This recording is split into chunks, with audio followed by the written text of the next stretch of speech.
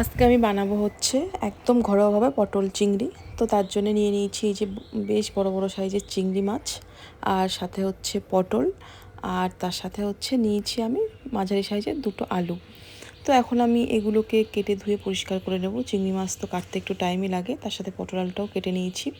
আর এই যে এখন আমি পটলটা ভালোভাবে জলে ধুয়ে নেব, আর আলুটাও আমি এইভাবে ডুমো ডুমো করে কেটে নিয়েছি, চৌকো চৌকো করে। তো আলুগুলোও ধুয়ে নিলাম, সাথে চিংড়ি মাছগুলোও বেছে পরিষ্কার করে ধুয়ে নিচ্ছি এখন। আর তারপরে হচ্ছে পটলগুলো আমি আগে ভেজে নেব। আর আমি কিন্তু একদম ঘরোয়াভাবে সিম্পলভাবে রান্না করব। আর আমি কিন্তু পটলটা একদম যদি ছাক্কা তেলে ভাজি, তাহলে আমার কাছে মনে হয় পটলের কোনো টেস্ট থাকে না। সেই জন্যে আমি অল্প তেলে লবণ হলুদ দিয়ে পটলটা নর্মাল ভেজে নেব, একদম মানে তেলে চুবো চুবো করে ভাজবো না। তো যাই হোক, এখন আমি পটলটাও ভেজে নিয়েছি। তার মধ্যে আমি পটলটা তুলে নিয়ে আমি এখন তেলের মধ্যে চিংড়ি মাছগুলো লবণ হলুদ দিয়ে এভাবে ভেজে নেব। আর চিংড়ি মাছগুলো আমি লাল লাল করে ভেজে তুলে নেব। আমার চিংড়ি মাছগুলো ভাজা কমপ্লিট। এবার আমি চিংড়ি মাছগুলো তুলে নেব। আর সেই কড়াই তেলের মধ্যে আমি আরেকটু তেল দিয়ে দেব হচ্ছে সাদা জিরে, শুকনো লঙ্কা আর গোটা গরম মশলা। দিয়ে এর মধ্যে আমি দিয়ে দেব পেঁয়াজ কুচি, আর তারপরে একটা দিয়ে দেব তেজপাতা। দিয়ে ভালো করে পেঁয়াজটা আমি নেড়ে চেড়ে নিয়ে এর মধ্যে আমি দিয়ে দেব কেটে রাখা আলুগুলো। তো আলুগুলো আমি ভালো করে ভেজে নেব তেলে। তো তারপর এর মধ্যে দেব আমি আলুর মধ্যে হলুদ আর হচ্ছে লবণ। তারপর ভালো করে নেড়ে চেড়ে নিয়ে আলুগুলোকে ভালো করে ভেজে এর মধ্যে আমি মশলা দেব হচ্ছে আদা, রসুন আর হচ্ছে কাঁচা লঙ্কা পেস্ট, সাথে দিয়ে দিলাম একটা টমেটো।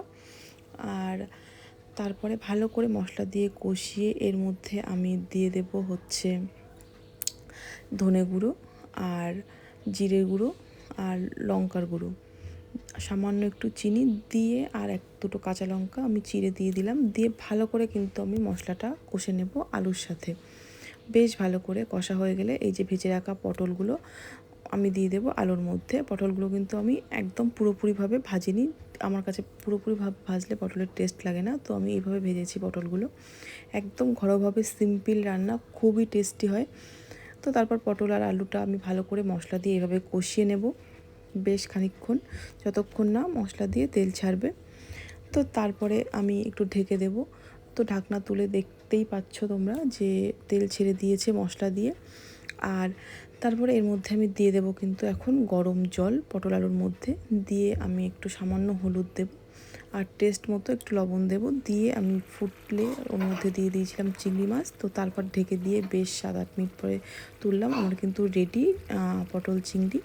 তো এর মধ্যে আমি এখন দিয়ে দেবো হচ্ছে ঘি আর গরম মশলা। তো তার আগে আমি দেখে নিলাম আমার আলুটাও কিন্তু সিদ্ধ হয়ে গেছে। আর এখন আমি দেবো এর মধ্যে ঘি আর দেবো হচ্ছে গরম মশলার গুঁড়ো। খেতে কিন্তু খুবই টেস্টি হয়, আমি নিজে রান্না করেছি বলে বলছি না। একদম ঘরোয়াভাবে পটল আলু দিয়ে চিংড়ি মাছ খুবই ভালো হয়। তো একদম রেডি আমার পটল চিংড়ি। তো এখন খেয়ে দেখা যাবে কতটা টেস্ট হয়।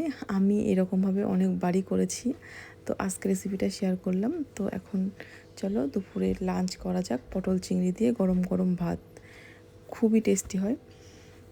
তো এই যে ছিল আমার পটল চিংড়ি রেসিপি। চলো টাটা।